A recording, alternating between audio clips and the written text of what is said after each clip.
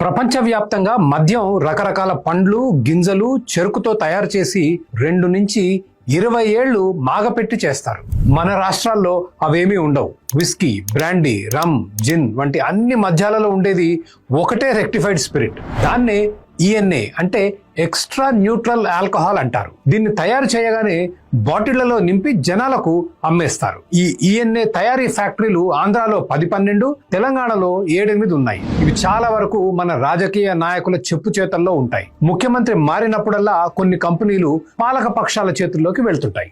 ఈ కంపెనీలు చెరుకు వ్యర్థం, తడిసిన బియ్యం, నూకలు, నాసిరకం మొక్కజొన్నతో ఈఎన్ఏ తయారు చేస్తాయి. చెరుకు వ్యర్థంతో చేసిన ఈఎన్ఏ లీటర్ దాదాపు 60 రూపాయలు ఉంటే, బియ్యంతో చేసింది 65, మొక్కజొన్నతో చేసింది 70 రూపాయలు ఉంటుంది. ఈ 60-70 రూపాయల లీటరు ఈఎన్ఏతో 3 ఫుల్ బాటిళ్ల మధ్య తయారు చేస్తారు. రుచి, వాసన కోసం కెమికల్స్ కలుపుతారు, సగం నీళ్లు కలుపుతారు. కొంచెం ఖరీదైన మద్యం అయితే 5-10% వరకు దిగుమతి చేసుకున్న స్కాచ్ కలుపుతారు. అంతే, మీ విస్కీ, బ్రాండీ, రమ్, జిన్ రెడీ.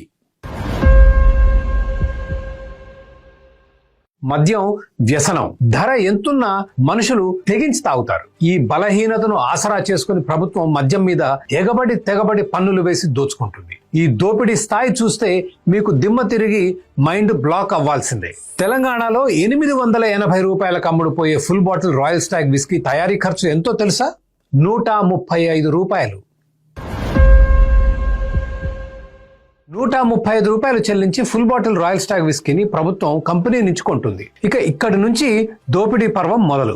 అఫీషియల్ ఎక్సైజ్ డ్యూటీ 58 రూపాయలు, స్పెషల్ ఎక్సైజ్ సెస్ 42 రూపాయలు, అడిషనల్ ఎక్సైజ్ డ్యూటీ 156 రూపాయలు, కలిపితే ల్యాండెడ్ కాస్ట్ 391 రూపాయలు. ప్రభుత్వ రంగ బెవరేజెస్ కార్పొరేషన్ తీసుకునే మార్జిన్ 40 రూపాయలు. వెరసి రీటైల్ ధర 431 రూపాయలకు చేరుతుంది. 431కి చేరిన ధర మీద మరో 70% వ్యాట్ అంటే 301 రూపాయలు. దీంతో 135 రూపాయల రాయల్ స్టాగ్ ధర 732 రూపాయలకు చేరింది. దీనికి రీటైల్ వైన్ షాప్ మార్జిన్ 20% అంటే మరో 146 రూపాయలు. అమ్మో, వైన్ షాప్ దోపిడీ అని గుండెలు బాదుకోకండి.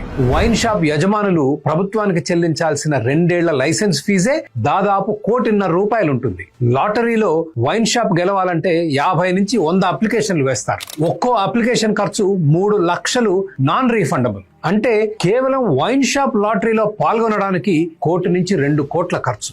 లాటరీ గెలిచిన తర్వాత ఇంకొక 1,50,00,000 కట్టాలి. ప్రభుత్వం కేవలం వైన్ షాప్ అప్లికేషన్ల మీదే 2,500 కోట్లు సంపాదించింది. మద్యం అధికంగా అమ్మే షాపుల మీద మళ్ళీ 10% టర్నోవర్ ట్యాక్స్ ఉంటుంది. 880 రూపాయల రాయల్ స్టాగ్ ఫుల్ బాటిల్ మీద వైన్ షాప్ యజమానికి అన్ని ఖర్చులు పోను 30-40 రూపాయలు మిగిలితే మహాభాగ్యం. అట్లాగే రాయల్ స్టాగ్ తయారు చేసిన కంపెనీకి 20-30 రూపాయలు మిగిలితే గొప్ప. మరి మన ప్రభుత్వాలకు ఎంత మిగిలింది?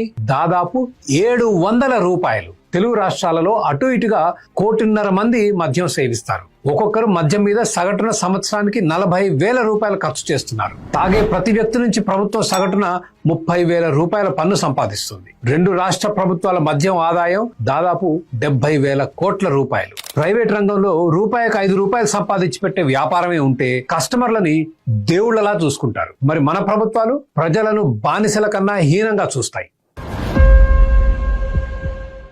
135 రూపాయలకు మద్యం కొని 880కి అమ్ముతున్న ప్రభుత్వం మీరు ఫామ్ హౌస్ లో 10 మందిని పిలిచి పార్టీ చేసుకుంటే మీ మీద రైడ్లు చేస్తుంది. ఎందుకు? 6 కన్నా ఎక్కువ మద్యం బాటిళ్లు ఉంటే వాటి మీద మీరు అప్పటికే కట్టిన 500% పన్ను సరిపోదట. అదనంగా 12,000 రూపాయల ఫీజు కట్టి పర్మిట్ తీసుకోవాలి. ఎంతమంది అతిథులు వస్తారో, ఎన్ని బాటిళ్ల మద్యం వాడతారో ప్రభుత్వానికి చెప్పాలి. అనుమానం వస్తే చాలు, పోలీసులు మీ ఇంటి మీద కూడా రైడ్ చేయొచ్చు. కోర్టు నుంచి వారెంట్లు కానీ, ఫిర్యాదులు కానీ అవసరం లేదు. పోలీసులు రైడ్ చేసినప్పుడు మద్యం బాటిళ్ల మీద రాష్ట్ర ప్రభుత్వం ముద్రించిన హోలోగ్రామ్ ఉన్నా సరిపోదు. 6 బాటిళ్ల కన్నా ఎక్కువ ఉంటే మద్యం కొన్న బిల్లు చూపించాలి. బిల్లు లేకపోతే మీరు నాన్ బెయిలబుల్ నేరం కింద వెంటనే అరెస్ట్ అయి జైలుకు వెళ్తారు. ఇన్నోసెంట్ టిల్ ప్రూవెన్ గిల్టీ అనే న్యాయ సూత్రం మీరు చేసిన దారుణమైన నేరానికి వర్తించదు. అంతేకాదు, మీరు చేసిన మహానేరం వీడియోలు తీసి ప్రపంచానికి విడుదల చేస్తారు మన పోలీసు మిత్రులు. మీ పరువు బజాట్లో పడేస్తారు. అసలు మనం ప్రజాస్వామ్యంలో బ్రతుకుతున్నామా లేక కిమ్ జాంగ్ ఉన్ నార్త్ కొరియాలోనా? మనం ఎన్నుకున్న ప్రభుత్వాలకు మన ప్రాథమిక హక్కులను ఇట్లా కాలరాసే అధికారం ఎందుకు ఇచ్చాం? 4 పన్ను రూపాయల కోసం కక్కుర్తి పడే ప్రభుత్వానికి మన ప్రైవసీ హరించే హక్కు ఎందుకు ఇచ్చాం? జస్ట్ మద్యం బిల్లు లేదన్న నెపంతో పోలీసులను మన ఇళ్లలోకి వారెంట్ లేకుండా జొరబడనిచ్చే అనాగరిక చట్టాన్ని ఎట్లా చేయనిచ్చాం? ఏదో మహానేరం జరిగినట్లు పోలీసులు ఫామ్ హౌస్లకు వచ్చి పౌరులని ఈడ్చుకుపోయే అరాచకాన్ని ఎందుకు సహిస్తున్నాం? ప్రజల ఒళ్ళు గుల్ల చేసే కెమికల్ ఇథనాల్తో నాసిరకం మద్యం తయారు చేయిస్తుంది ప్రభుత్వం. మళ్ళీ దాని మీద 500% పన్నులు వేసి దోచుకుంటుంది. అదనంగా మనకు ఈ అవమానాలు, హక్కుల హననం అవసరమా? పోనీ మనల్ని ఈడ్చుకుపోయే పోలీసులు ఏమన్నా పుణ్యాత్ములు, ధర్మాత్ములు, సత్యహరిశ్చంద్రులా? అబ్బే, అరెస్ట్ అయిన వాళ్ళ దగ్గర ఫుల్లుగా లంచాలు పిండి వదిలేస్తారు. ప్రజల బలహీనతను ఆసరాగా తీసుకుని ప్రభుత్వం చేస్తున్న ఈ 500% మద్యం దోపిడీ ఆగాలి. మద్యాన్ని జీఎస్టీ పరిధిలోకి తీసుకురావాలి. మద్యం ఉత్పత్తి మీద ప్రభుత్వ నియంత్రణలు తీసేయాలి. రెక్టిఫైడ్ స్పిరిట్ అంటే ఈఎన్ఏ తయారు చేసే కంపెనీల మీద రాజకీయ నాయకుల గుత్తాధిపత్యం పోవాలి. మద్యం తయారీ కంపెనీలకు స్వేచ్ఛగా వ్యాపారం చేసుకోవడానికి అనుమతులు ఇవ్వాలి. నాణ్యత, ధర ఆధారిత పోటీకి అనుకూలమైన వాతావరణం కల్పించాలి. ఎక్సైజ్ డిపార్ట్మెంట్ని మూసేయాలి. మన స్వేచ్ఛా స్వాతంత్రాలను హరిస్తున్న ఎక్సైజ్ చట్టాలను సమూలంగా రద్దు చేయాలి.